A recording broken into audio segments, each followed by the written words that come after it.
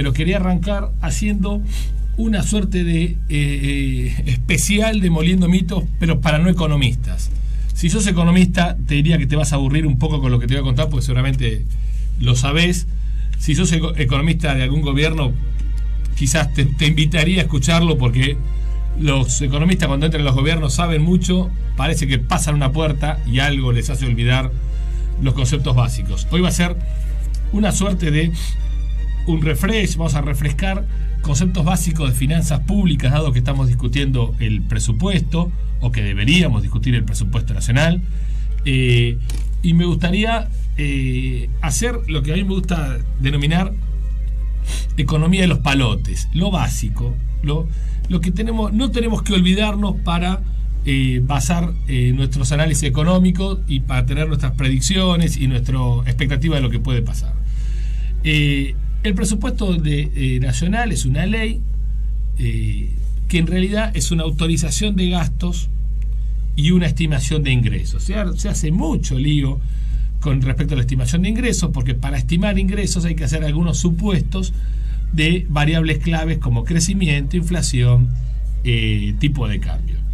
Lo que sale publicado es qué proyectó el gobierno para el año que viene. Tanto de inflación, 22%, un tipo de cambio de 42% y un crecimiento cercano a 0. Bueno, ok. El presupuesto no es una lotería por la cual después vamos a juzgar si el gobierno acertó o no acertó un pronóstico, o cumplió o no cumplió una meta, porque tampoco es una meta. Es básicamente una autorización de gastos. Lo único que importa en el presupuesto, que entendamos, los representantes del pueblo en la Cámara de Diputados y de las provincias en la Cámara de Senadores, le dicen al Poder Ejecutivo: señores, ustedes pueden gastar tanta plata en cada una de las partidas. Autoriza el gasto. El 1 de enero del año que viene, un funcionario de la Secretaría de Bicicletas va a estar autorizado a gastar durante el año X cantidad de pesos. Esa es la discusión clave del presupuesto. Obviamente, para autorizar el gasto hay que tener una estimación de ingresos. El ingreso es estimado porque si se muere el mundo el 1 de enero de 2019, el ingreso va a ser 0, y por más que tenga el gasto autorizado, eso no. ¿Por qué es importante la estimación de ingresos? Porque nos dice de dónde va a sacar la plata, qué impuestos. Ahora, el pronóstico es lo menos importante. Nos matamos discutiendo las proyecciones y no es importante. Lo importante es qué impuestos vas a cobrar y qué gasto vas a autorizar.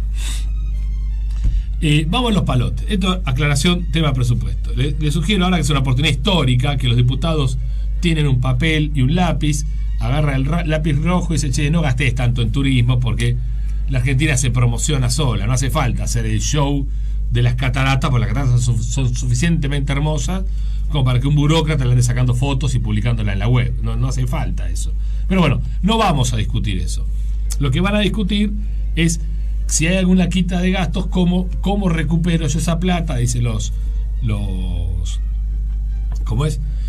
gobernadores, y cómo recupero los que se llaman gastos tributarios, cuando llaman a los ahorros al sector privado, lo cual es una barbaridad, no es un gasto tributario, pero no importa. Dejémoslo por ahí. Vamos a lo básico: ingresos fiscales y gastos fiscales. Quiero explicar lo mejor posible esta ecuación fiscal para no economistas, de manera de entender los palotes de la economía.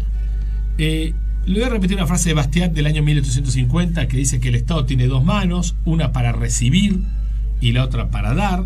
Dice que la actividad de la segunda, la mano que da, está necesariamente subordinada a la actividad de la primera, la mano que recibe. Puede dar lo mismo que recibe, puede dar menos de lo que recibe, y eso se explica, dice Bastiat en 1850, por la naturaleza porosa de las manos. Digamos, un buen eufemismo para decir que había chorros en la administración pública en toda la humanidad, en toda la historia de la humanidad. Lo que nunca puede hacer es dar más de lo que recibe. Lo que está explicando Bastiat es que el Estado es un mecanismo de transferencia, le saca a uno y le da a otros. Nunca ese mecanismo es neutral, nunca le va a sacar a unos para darle a esos unos la misma proporción que le sacó. En tal caso el Estado no tendría sentido. La lógica del Estado es que transfiere, es que le saca a uno y uno se queda con menos plata y recibe otro más de lo que hubiera recibido en el mercado. No quiero discutir el porqué de esto, vale cualquier apreciación filosófica. La realidad es que el Estado existe y que tiene que sacar recursos de un lado para gastar en otro. Ahora, hay 4 fuentes de financiamiento básicas. Los impuestos, como bien recuerda siempre Milei la palabra, ¿no? Impuesto, imposición. Es el derecho que tiene el Estado a sacarle plata al individuo para gastarla en una función específica. El crédito y la emisión monetaria. Podemos agregar una cuarta que puede ser la venta de activos o alguna que otra confiscación, pero vamos a por ahora dejarlo ahí. Y los gastos que puede hacer son gastos que se amortizan en el año, gastos corrientes, distintas clasificaciones de gastos, vamos a usar esta sola ahora. Gastos corrientes que se amortizan en el transcurso del año y gastos de capital que se amortizan en más de un año. Después voy a explicar por qué utilizo esta clasificación solamente. En el presupuesto vamos a ver 2 clasificaciones más, funcionales y otra más. Bueno, ¿cómo es? Y por actividad. Ahora, vamos a hablar de cada una de las fuentes de financiamiento. No me quiero exceder del tiempo. La primera fuente, dijimos, son los impuestos. El Estado le dice a la sociedad: señores, ustedes me tienen a mí, por lo tanto me tienen que bancar, yo tengo cosas para hacer porque ustedes me delegaron funciones, por lo tanto me van a dar algo de su ingreso.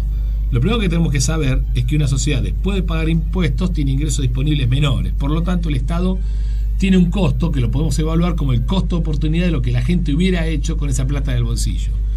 El Estado nunca es gratis. Si ganas 100 y pagas 10 de impuestos, te quedan 90.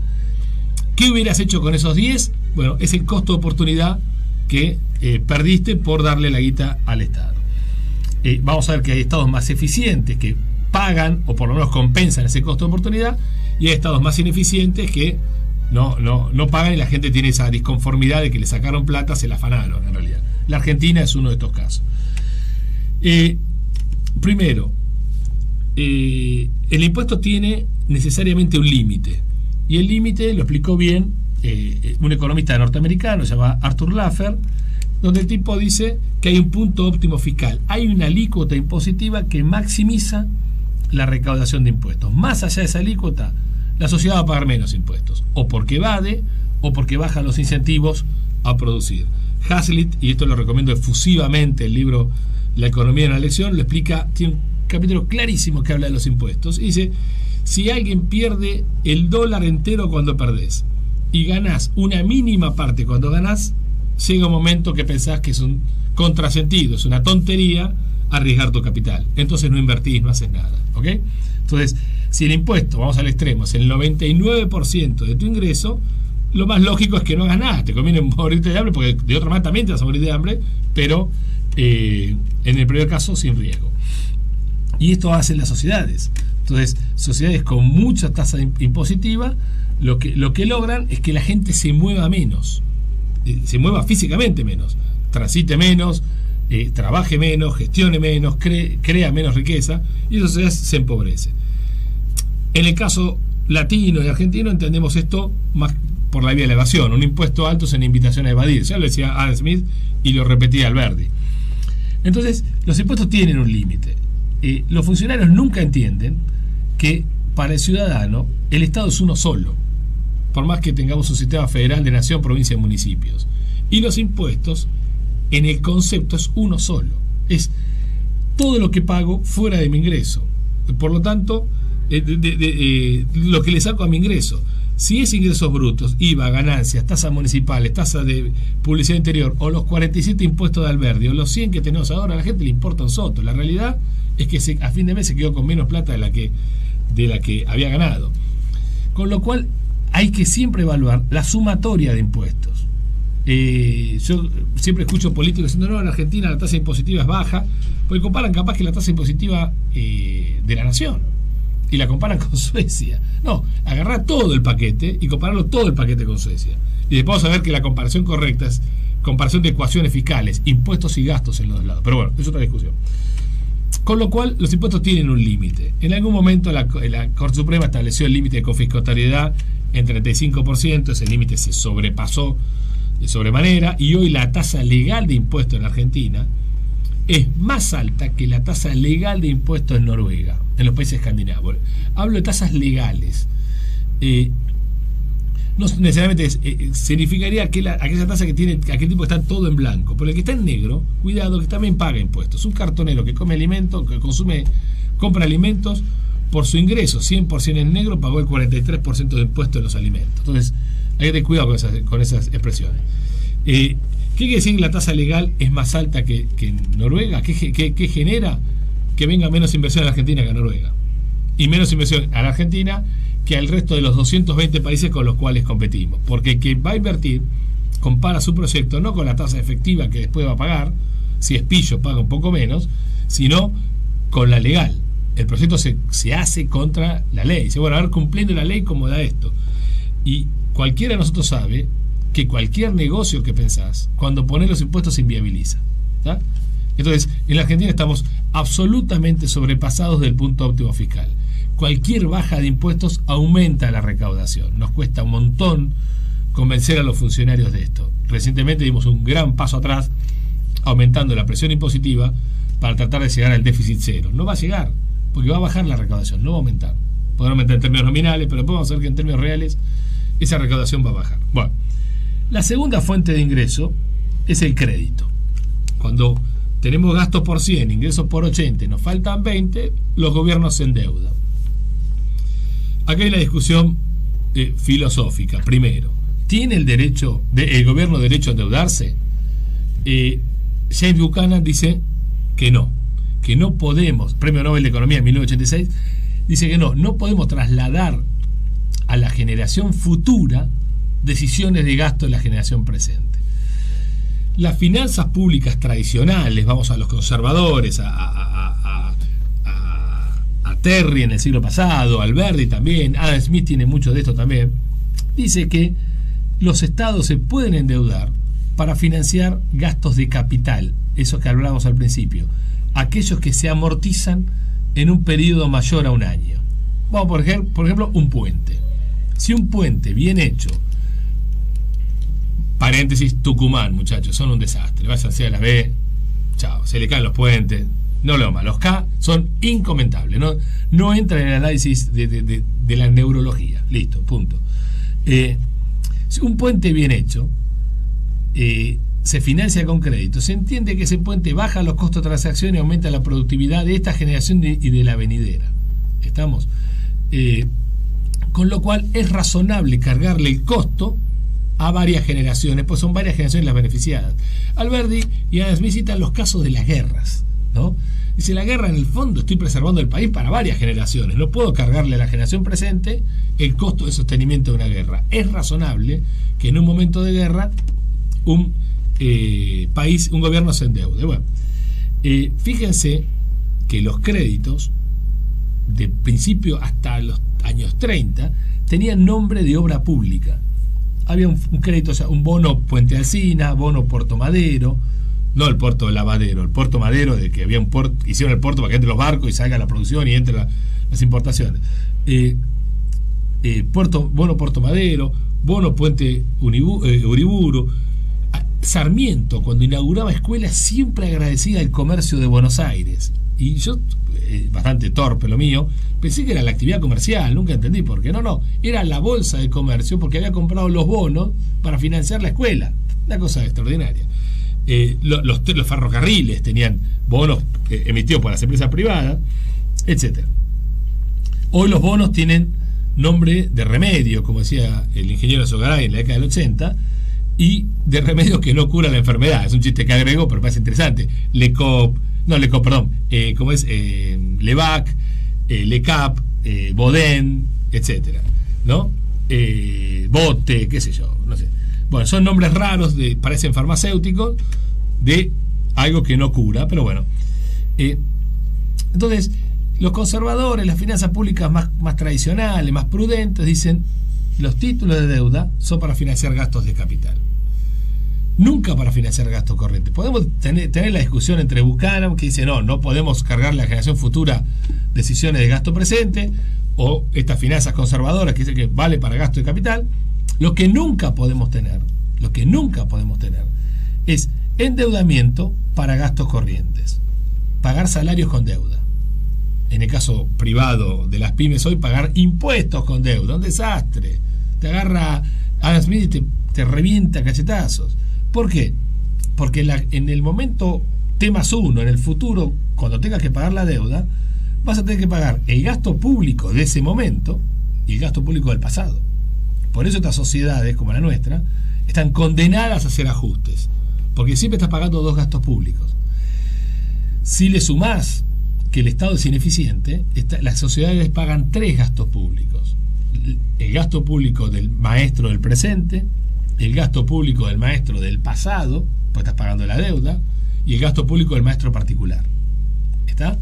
Porque la función del maestro no está siendo eficiente. Entonces, vos decís, ¿por qué Argentina es pobre? Y bueno, loco, porque, ¿qué dijimos al principio? De 100 pesos, si pagás 10 te quedan 90, Argentina de 100 pesos está pagando 60, le quedan 40, por lo tanto, la sociedad se empobrece. El endeudamiento puede ser interno o externo, y acá lo que hay que tener en cuenta es dónde está el tipo, la persona, la sociedad, lo que sea, que te financia. Es decir, dónde deja de consumir, dónde está el ahorro que te prestó la plata. Si el ahorro es doméstico, es un argentino que ganó 100, gastó por 80, le quedaron 20, esos 20 lo puso en el banco le compró un título al gobierno. ¿Está? Ese argentino se abstuvo de consumir. Eso se llama crédito interno. ¿Estamos? Crédito externo es cuando lo hace un japonés. Hay un ponja en las afueras de Tokio que ganó 100 yens, gastó 80, ahorró 20 y un banco Tokio compró un bono argentino. El que se abstuvo de consumir es el extranjero. Por lo tanto, el crédito interno nunca está bien visto por los políticos porque a su propia sociedad le saca capacidad de consumo. Está bien visto el crédito externo porque a la sociedad externa le saca capacidad de consumo. O sea, a mí no me importa, a un político argentino no le importa que un japonés dejó de consumir por prestarme, gracias Dios. Por eso es muy expansivo el crédito externo. Por eso cada gobierno cuando sube, es un manual, esto pasa en toda la historia. Cuando sube lo primero que hace es endeuda en el exterior.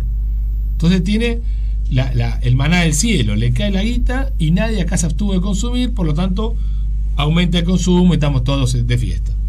¿Está? Si lo hubiéramos usado para, como dice Alberdi, Adam Smith, etcétera, para capitalizarnos, bueno, ese endeudamiento tiene alguna lógica o quizás alguna productividad. Esta sociedad va a ser más productiva en el futuro, por lo tanto, podrá devolver el crédito. Si lo usamos para consumir, chao, somos boleta. ¿Cuáles son las consecuencias de endeudarnos adentro del país o afuera? Adentro del país te endeudas en tu moneda. Los gestores de política pública dicen, esta es la mía. Si me endeudo en mi moneda, los puedo licuar con una devaluación, puedo emitir, generar inflación y licuarlos. Digamos, puedo estafar al tipo que me prestó plata. Lo dicen explícitamente. O sea, no lo dicen con la palabra estafar, dicen con la palabra licuar, que parece más científica, pero es lo mismo. Si se endeuda en el exterior, el problema que tenemos es que tenemos que conseguir dólares para ello. ¿Está? Por lo tanto, o requerimos nuevo financiamiento o el país tiene que aumentar exportaciones para que entren dólares, para que el Estado los compre y devuelva. Endeudarse localmente tiene un problema adicional. El Estado es muy grande para un mercado financiero muy chiquito. Fausto Spotorno nos decía a este micrófono que en la Argentina el mercado financiero es el 14% del PIB. Para un déficit fiscal del 7 significa que en 2 años el Estado podría secar toda la plaza. Si todo el déficit fiscal lo financiamos con endeudamiento interno, en 2 años no podemos prestar ni para una licuadora. ¿Estamos? Y eso en economía se llama efecto desplazamiento. La deuda al sector público, el crédito al sector público desplazó al sector privado. Entonces, cuando el Estado mira para adentro, los privados nos quedamos sin financiamiento, lo que aumenta de crédito al sector público baja al sector privado y el sector privado sufre una seca demoledora, que es lo que está pasando ahora. Cuando se financia afuera, el efecto de desplazamiento es muy menor, porque la capacidad de endeudamiento de Argentina en el exterior es una gota de agua en el océano Atlántico, o sea, no existe. Cuando lo hace Estados Unidos, un Estado grande, o la Unión Europea, ya mueve la tasa de interés, etcétera. Esto se refleja por movimientos en la tasa de interés. Por eso hoy Argentina tiene una tasa de interés en el nivel que tiene, que festejamos esta semana, que bajó al 50. Extraordinario. Bueno, hemos dicho muchas veces en Argentina, el que se aburre es porque tiene voluntad de aburrirse. Si no alcanza con los impuestos, si no alcanza con el endeudamiento interno o externo, los gobiernos recurren a la emisión monetaria. La emisión es la peor de las fuentes de financiamiento. Quiero explicar, si tengo unos minutitos, primero porque es la peor, primero porque es una fuente de financiamiento. Cuando el Banco Central emite y le da la plata al Tesoro, en realidad lo que hizo fue imprimir un papel, se lo da al Tesoro, lo recibe gustoso, agarra la planchita de 100, la corta con la cúter y paga los salarios, paga jubilaciones, paga los gastos públicos. Hasta ahí no pasó nada. Un keynesiano diría, creamos riqueza. Ya está, es el maná del cielo, como dice Milei. La realidad es que ese dinero empieza a circular por la economía, aumenta la oferta de dinero, la oferta monetaria. Si ese aumento de la oferta monetaria es mayor al aumento de la demanda de dinero, empieza a sobrar dinero.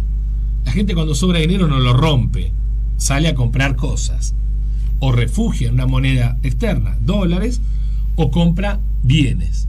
En los dos casos aumenta la demanda de dólares o de bienes, por lo tanto suben los precios. Para la gente, ¿por qué es un impuesto? Porque la suba de precios es una baja de ingreso disponible, de la misma manera que si hubiera pagado un impuesto. Entonces la gente paga un impuesto, se llama impuesto inflacionario. Para el Estado, ¿por qué es un ingreso? Porque ese billetito le sirvió para gastar. Entonces, la emisión monetaria, traducida en inflación, genera lo que se llama impuesto inflacionario. Con el agravante que este impuesto inflacionario cae más sobre los más pobres, que son los tipos que menos se defienden, que sobre los ricos. ¿Quién sale a comprar dólares? Y el tipo que le sobra un mango. El pobre no llega ni a la casa de cambio. Yo siempre cuento el caso de en el barrio de Flores, plena hiperinflación del año 89, que había un cartel en una casa de cambio sobre la avenida Rivadavia. A la vuelta había un disco, un supermercado. Estoy hablando de Rivadavia y Camacuá. Los vecinos de Flores se van a acordar. Y en la casa de cambio había en el año 89 un cartelito que decía, eran tiempos que no había cámara de fotos, ni celulares, ni nada, no cambiamos por billetes de menos de $10. Si una persona se toma el laburo de agarrar un papel, un marcador, escribir eso y pegarlo, quiere decir porque que le rompieron la cabeza 50 tipos cambiando $5, ¿no? Si no, no hubiera hecho, nadie lo hace por deporte eso.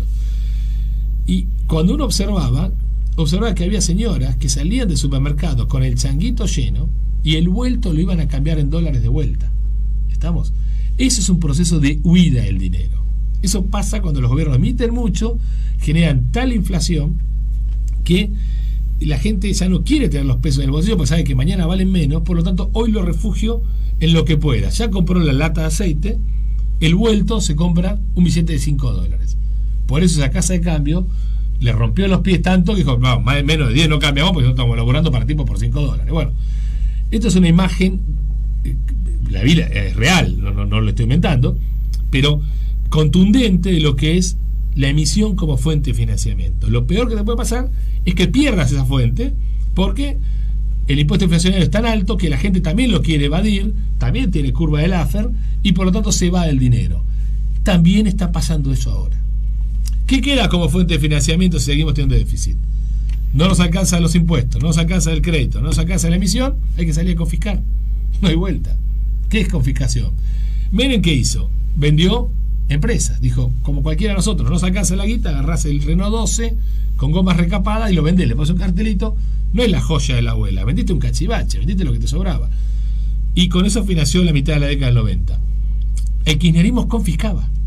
Se comió la reserva del Banco Central, se comió los fondos de la CFJP, se comió la energía, se comió las vacas, etc. Bueno, ¿cómo se resuelve esto? Que los ingresos sean igual que los gastos. Por la vía de los gastos. Porque ya estamos demostrando en Argentina que las tres fuentes de financiamiento, impuestos, crédito y endeudamiento, están agotadas. La naranja ya está totalmente exprimida. Por lo tanto, Argentina debería encarar un proceso de curva, entendiendo la curva de Laffer, un proceso de reducción impositiva, no de aumento, para poder aumentar la recaudación. Pari passu se pulveriza el gasto público. Otra reunión haremos donde pulverizaríamos el gasto público, pero déjame